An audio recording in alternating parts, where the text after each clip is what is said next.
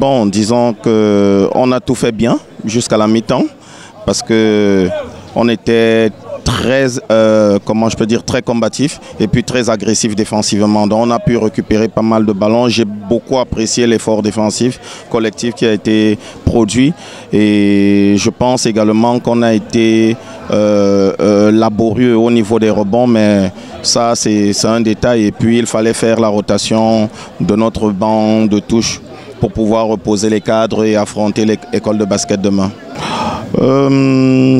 Disons que ce que je pourrais dire au niveau du collectif, il manque toujours. Un coach n'est jamais satisfait, hein, mais je pense qu'avec ce qui a été produit aujourd'hui, parce que nous sortons quand même de 2 défaites au niveau régional au centre, et il fallait rebondir pour le match contre Falcons, on va travailler sur nos acquis, c'est-à-dire l'effort, l'agressivité défensive, et puis insister demain sur la concentration, parce qu'on a beaucoup perdu de ballons sur des petits détails et de concentration. Pour l'instant, on est provisoirement en tête du classement. Donc, on va savourer cette place en attendant le match de la BEAC. Mais je pense que nous avons toutes nos chances également pour finir champion du Cameroun, hein. Tout le monde rêve. C'est notre 3e année en élite. Pourquoi pas, l'année dernière, on a fini 4e. Et puis cette année, pour l'instant, nous sommes bien classés, donc 2e ex-aequo. Et je pense que le match de demain sera déterminant. Si on arrive à remporter le match contre l'école de basket demain, tout sera ouvert. Bon, ça a beaucoup progressé, mais nous restons toujours encore sur notre faim. L'organisation de championnat est quand même relativement bien cette année, mais nous attendons toujours les retombées, hein, les retombées de tout ce qu'on voit comme partenaire, parce qu'on voit qu'il y a vraiment de l'engouement, il y a du suivi. Mais maintenant, c'est à la fédération de continuer de partager cela avec les clubs.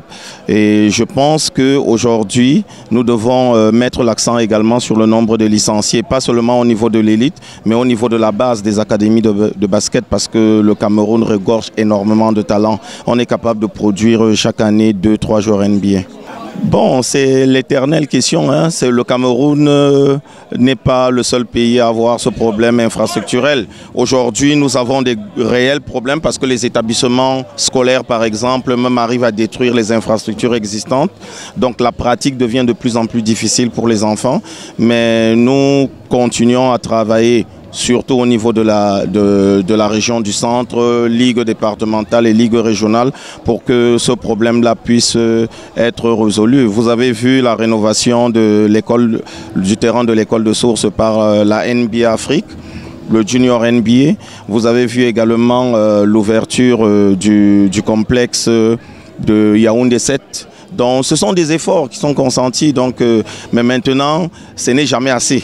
On en veut encore un peu plus et voilà, on attend que nos stars et puis les partenaires qui accompagnent la FECA Basket continuent dans le développement infrastructurel aussi. Bon, je vous reprendrai tout de suite, oui. Ce n'est pas le manque de considération des autres pays, hein. Nous sommes le leader au niveau de la zone 4 en termes de qualité de formation, en termes de joueurs, en termes d'entraîneurs, en termes de production de championnat. Donc il ne faut pas se le cacher. Donc, mais je pense que au niveau local, parlant exclusivement des seniors, nous devons faire en sorte que ces jeunes-là puissent vivre du basket, professionnaliser cela davantage.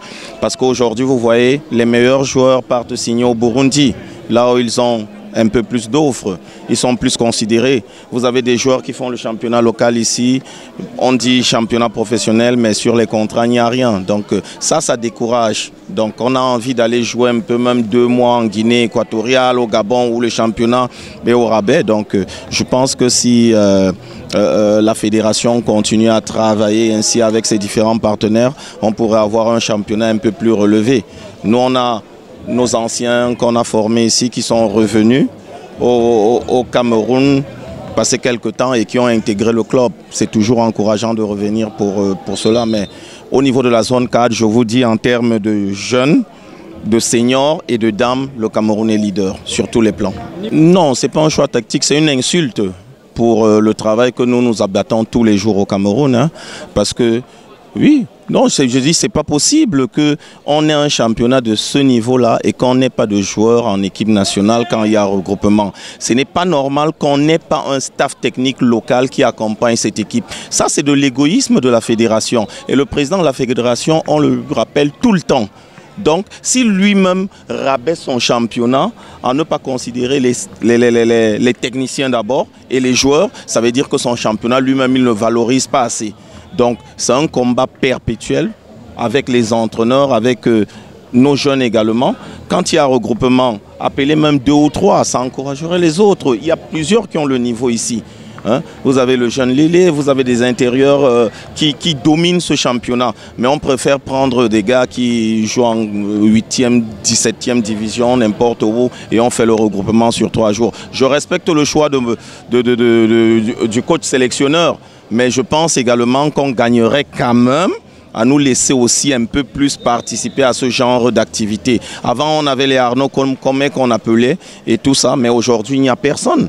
Hein? Pourquoi pas prendre le coach de l'université de Douala et l'amener dans le staff technique des Lions Indomptables? Ça lui fera une expérience de plus, ça va l'encourager à travailler davantage. Donc ça, c'est à la fédération de résoudre ce problème.